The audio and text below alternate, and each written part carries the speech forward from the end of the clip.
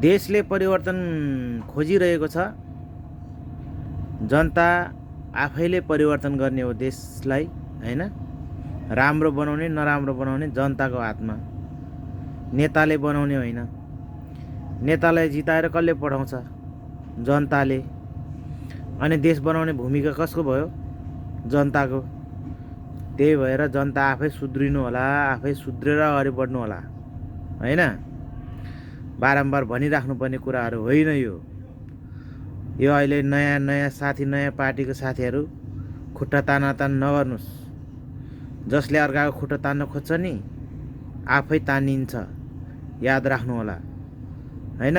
अरूको टिका टिप्पणी गर्नुभन्दा अगाडि आफूपट्टि पनि फर्केर हेर्नु, सोचेर बोल्नु होला।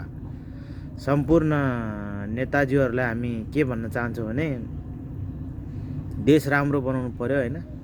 भ्रष्टाचार मुक्त हुनु पर्यो। धन्यवाद। जय नेपाल।